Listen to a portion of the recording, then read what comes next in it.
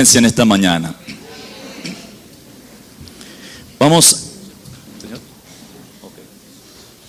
Vamos a abrir la palabra de Dios en primera carta del apóstol Pedro, en el capítulo 1.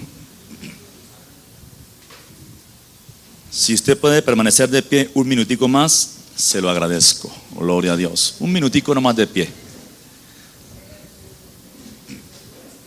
Primera carta del apóstol Pedro, capítulo 1. Dice así.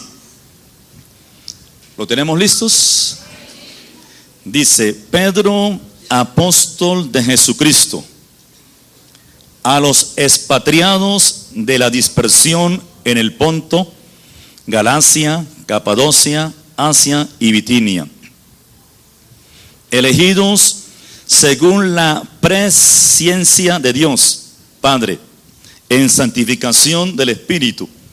Y dice: ¿para qué? Para obedecer y ser rociados con la sangre de Jesucristo.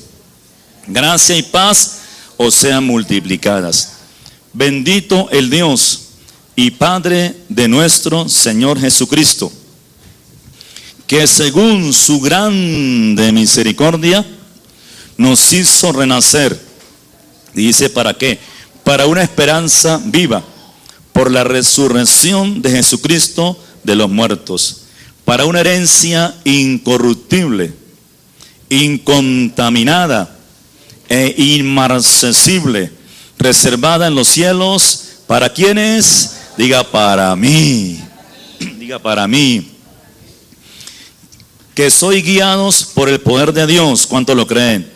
Mediante la fe, para alcanzar la salvación que está preparada para ser manifestada en el tiempo postrero, en lo cual vosotros os alegráis, aunque ahora por un poco de tiempo, si es necesario, tengáis que ser afligidos en diversas pruebas, para que sometida a prueba vuestra fe, mucho más preciosa que el oro, ¿cuánto lo creen? Amén. El cual, aunque perecedero, se prueba con fuego, sea hallada esa fe en alabanza, en gloria y honra, cuando sea manifestado Jesucristo. Papá, me pongo en tu presencia en esta mañana. Tú eres mi papá. Dile: tú eres Abba Padre. Tú eres el Rey de los cielos. Dile: Señor, esta mañana vengo para acercarme a tu altar para que tú me bendigas con tu palabra. Me pongo delante de ti, amado Dios, mi mente, mis labios, mi corazón y mi vida. Y lo que hemos preparado, Dios mío, guiados por tu Santo Espíritu, sea expuesto a la iglesia fielmente. Le damos gracias en el nombre de Jesús. Amén y amén. Toma asiento.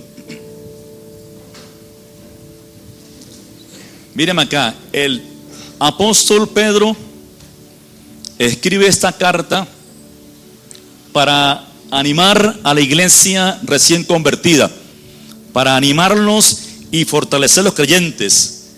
Porque la iglesia recién convertida enfrentaba pruebas terribles. La iglesia, cuando empiezan los judíos a convertirse, ellos, hermanos, se les vino el mundo encima prácticamente. Fueron perseguidos, fueron azotados, ¿ya? Fueron incinerados como antorchas humanas, fueron devorados por leones, por fieras.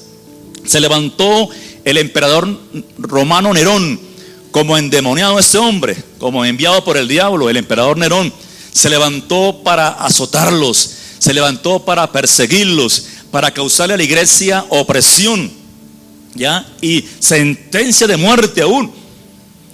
Se convertían los judíos al cristianismo y eso era señal de una catástrofe, ¿sí? Era algo que prácticamente ellos se sentían muy confusos cuando ellos confesaban la fe o cuando abrazaban la fe, ¿ya? Hubo torturas también y azotes tremendamente. Los cristianos eran perseguidos por tres fuentes para armarle una plataforma inicial. Eran perseguidos primeramente por Nerón, el emperador, ¿ya? Eran perseguidos por el apóstol Pablo, que pedía cartas para ir a las ciudades donde ellos huían y llegar allá a asesinarlos, a matarlos, a azotarlos, ¿ya? eran perseguidos por los romanos, porque los benditos romanos solamente aceptaban el judaísmo como religión oficial, ¿ya? Y a los cristianos los miraban como una secta surgiente y no aceptaban el cristianismo, y por eso los azotaban también, los perseguían, se inclinaban más al judaísmo, ¿ya? A los que estaban bajo la ley. Y era opresión por los romanos, también era opresión por los judíos, ¿sí? Que los criticaban, judíos que los consideraban como traicioneros, ya que habían dejado el judaísmo para convertirse a Jesús, y los judíos los azotaban. También su propia familia se levantaba, ya, porque el mayor de cada familia, el que era mayor, tenía autoridad para azotar a los menores. Si de pronto un menor judío se convertía, el hermano mayor lo podía azotar, y sus padres. O sea que convertirse en ese entonces era señal de que el mundo se le venía encima. No era tan fácil como usted y yo actualmente. Entonces, ser cristiano era opresión, ¿ya? Y el apóstol Pedro escribe esta carta, ¿ya? Para animarlos, para fortalecerlos, porque la iglesia tuvo que huir al Ponto, a Galacia, ¿cierto? A todo lo que es Asia actualmente, Turquía, actualmente tuvieron que huir de Jerusalén, los primeros cristianos. Y mire cómo dice el apóstol Pablo en el versículo 1. Dice: Pedro, apóstol de Jesucristo, a los expatriados. ¿A los qué? A los expatriados. ¿Sí? Esa expresión expatriados, hermano, me habla de alguien que anda sin patria, ¿ya? De alguien que anda sin patria. Me habla, hermano, de alguien que está desalojado, que fue desplazado. Amén. Que fue desplazado y a la fuerza por su fe. Por ser cristianos fueron desplazados por su fe en Cristo Jesús. Fueron azotados, desplazados, amenazados, ¿ya? Entonces, esos expatriados y dispersos, dice el apóstol Pablo, de expatriados y dispersos en el Ponto. O sea, tuvo que salir la iglesia dispersa, huyendo tremendamente. Y la pregunta es, en esta mañana, ¿ya? La pregunta es: ¿por qué sufre el justo si es justo? Yo me preguntaba, ¿por qué el justo sufre si es justo? Si nos convertimos a Dios, si amamos a Dios, si procuramos agradar a Dios cada día, procuramos servirle, nos apartamos del mundo pecaminoso para servirle a Dios, pensamos en cosas buenas, en lo amable, en lo honesto, en lo puro. ¿Por qué sufrimos? Porque hay parte de la iglesia que sufre mucho.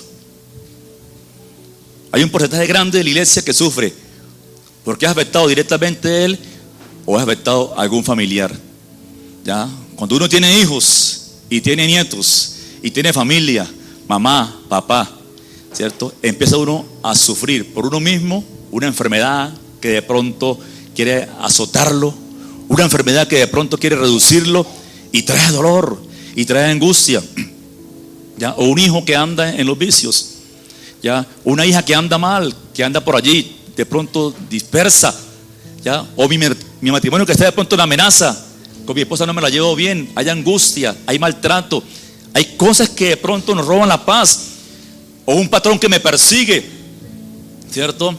¿Ya? O hay amenaza en mi trabajo. Yo me acordaba, preparando la palabra, que yo me sostuve en Cúcuta en una empresa por 12 años. 12 años estuve allí, pero del quinto año hacia el año 12avo fue una presión, fue un sufrimiento. Trabajaba con un hombre, uno de los hombres más ricos de Cúcuta. Ya yo le he contado anteriormente algo de eso, ¿ya? Y había mucha gente alrededor de él, ¿ya? Y trabajaba con él, y yo desde el inicio le manifesté mi fe, ¿ya? Y una vez que el hombre me invitó a iba a salir con su familia para Paipa a un encuentro cultural de bandas allá en Paipa, música instrumental, y me invitó. Y no, Jesús, yo no puedo ir para allá porque yo soy un hombre de Dios, y usted va con su familia y con sus empleados. Llevo a 10 empleados más, pero usted va a consumir licor, yo no puedo ir para allá. Yo no voy a consumir licor, le prometo, palabra de hombre, que yo voy con mi familia y no voy a hacer eso. es un encuentro cultural y para pasear y para relajarnos un poquito. Le dije, bueno, listo, vamos. Y nos fuimos. Después de esa ida, hermanos, se me vino el mundo encima. Sí, porque los otros, o sea, se me vino el mundo encima porque habían empleados allí y él me dijo, vámonos en avión, y los demás lo mandó él tenía dos coche vans, los mandó en carro y dijo, vámonos en avión, me acompaña. Y eso significó que, sí, yo nunca me creí pues privilegiado ni nada, simplemente yo servía en mi trabajo, hacía mi oficio, hacía mi oficio como tenía que hacerlo, simplemente lo honraba con mi trabajo. Y se vino el mundo encima. O sea, del 5º año al 12 me mantuve, fue sufriendo, porque vino opresión, se levantaron mucha gente, ¿ya? Y yo decía, Dios mío, sí, yo miraba a mis hijos pequeños, todos pequeños, y el Señor, ¿cómo renunciar? Yo aquí tengo que aguantarme como sea. Y me aguanté persecución, no del patrón, sino de los que estaban alrededor de él.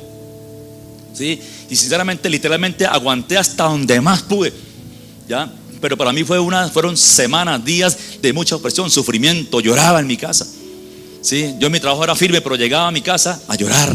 Y le contaba a mi esposa, ella me oraba por mí. O sea, me aguanté por mis hijos, hermano. ¿Sí? Uno por los hijos sufre, hermano. Ya, me aguanté, me lo calé a toda esa gente por mis hijos. Y porque Dios me fortaleció tremendamente. Pero el justo sufre. Cuando viene el cáncer, cuando el cáncer invade la persona, y un hermano que es un hermano lindo, un hermano en la fe, o una hermana, y le dice el médico, no hay más salida, es un cáncer terminal, ¿ya? Y se sufre la familia, los hijos, el papá, todo el mundo sufre cuando hay una dificultad, ¿o no, hermanos? ¿O no es así? ¿Ya? Entonces gran parte del pueblo sufre, ¿sí? Hay sufrimiento, hay dolor, nos preocupan muchas cosas, la economía, muchas cosas nos preocupan, el futuro nos preocupan. Pero yo vengo para decirte algo en el nombre de Jesús. Y levante la mano en esta mañana. Si usted está padeciendo por algo, si está sufriendo por algo que te roba la paz, algo que te ha causado dolor, angustia, opresión, y ha preguntado al cielo, Señor, ¿qué hago? Y ha dicho, Jesús, ¿qué hago? No aguanto más.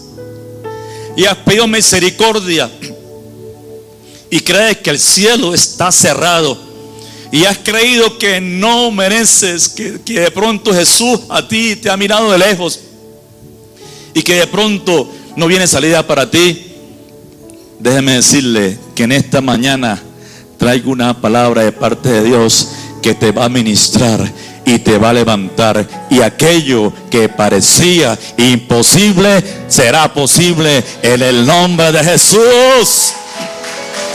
Hay esperanza para ti, hermano. Entonces el apóstol Pedro levanta esta carta, ¿sí? Para motivarlos. Estaban dispersos, estaban sin nación, sin territorio, ya, por ser cristianos, por haber confesado el nombre de Cristo y abrazar la fe. Entonces el sufrimiento, mírame acá, trae dolor. Es una condición que nos causa dolor, que nos causa pena, tristeza, lágrimas e infelicidad, el sufrimiento. Sí, muy triste cuando una persona está en sufrimiento. Entonces míreme acá, pero esta mañana, a pesar de todo, prepárese, porque el Espíritu Santo, a través del apóstol Pedro, esta mañana te va a bendecir. Y mire el versículo 2. Mire el versículo 2. Entonces ya el versículo 2, hermano, el lenguaje de expatriados, el lenguaje de dispersos empieza a cambiar. Dice, elegidos, aleluya. Dice, elegidos, o sea, mira, aunque dispersos, aunque expatriados, ellos eran elegidos, dígame, elegidos según la presencia de Dios Padre. O sea, ese término elegido, hermano, me habla, significa que usted fue seleccionado entre muchos. Amén. Que usted, hermano, fue escogido entre muchos. que usted fue preferido por Dios para ser parte de un pueblo bendecido, de un pueblo prosperado, de un pueblo bienaventurado, de un pueblo que ama y tiene el favor de Dios. Aleluya. Esos elegidos.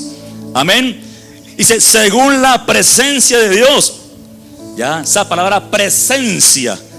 Presciencia de Dios.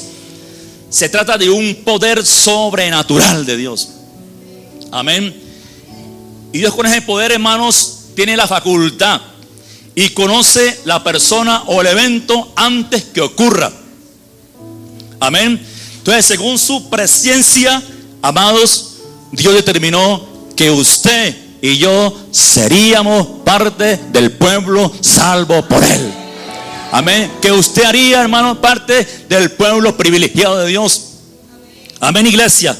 Presciencia es un poder sobrenatural, ¿ya? Que nuestra mente finita, nuestra mente humana no la puede comprender.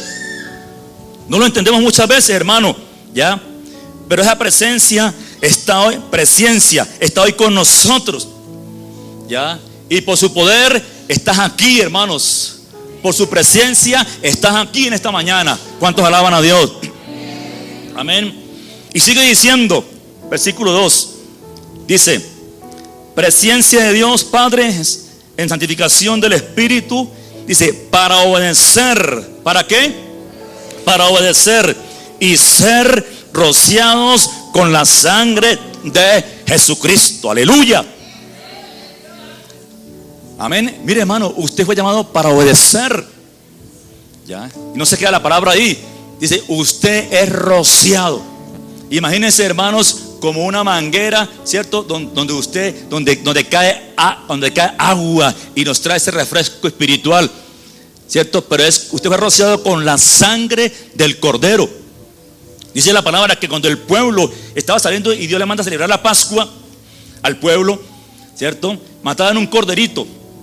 ¿Ya? Y Dios le mandó, van a aplicar la sangre del cordero en el dintel de la casa, porque mi ángel va a pasar, mi ángel de la muerte va a pasar esta noche en Egipto, y donde haya sangre aplicada, el ángel pasará, el de la muerte pasará adelante, y no habrá muerte en tu casa. A los judíos.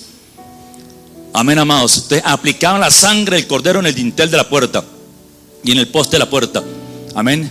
Pero dice la palabra que usted y yo somos rociados por la sangre del Cordero de Dios que quita el pecado del mundo. Tú fuiste rociado y comprado por su sangre. Amén, amados. Tremenda. O sea, el apóstol Pedro le recuerda, están perseguidos, sí. Están en el Ponto, sí. Están en Galacia, sí. ¿Ya? Y le manda la carta para levantarlos, para decirle, son elegidos por su presencia, sí, para obedecer, ya, y ser rociados por su sangre. O sea, el apóstol Pablo entra y les escribe para levantarlos y motivarlos. ¿Cuántos alaban a Dios? Aleluya. Versículo 3. Dice la palabra así: bendito el Dios y Padre de nuestro Señor Jesucristo. Miren cómo dice, Dios y Padre. Amén, amados. Y quiero que mire la palabra, se enfoca en la palabra Padre. Es decir, hermanos, Él es tu Dios y es tu papá. Amén. Tu Dios y tu papá. Dice el apóstol Pedro, bendito el Dios y Padre. Amén, amados. O sea que ese Dios y Padre, hermanos, eso me habla que usted y yo, míreme acá, tenemos un Dios personal. Un Dios que yo le hablo de tú a tú. Dile, Padre, perdóname cuando creí que de pronto para mí no había posibilidad. Dile, Padre, perdóname cuando de pronto creí que para mi hijo no había esperanza, papá. Pero hoy, Dios mío, sé que hay para mí reservada una herencia incorruptible, una herencia incontaminada, una herencia inmarcesible, una herencia grande, misericordiosa, una herencia hermosa para mí. Dile, Padre, pero hoy salgo ministrado, levantado con tu palabra, porque sé que los que aman a Dios, todo nos ayuda para bien. Dios lo bendiga, hermanos. Levántele el aplauso a Dios. Dios lo bendiga. Dios lo bendiga. Gloria a Dios.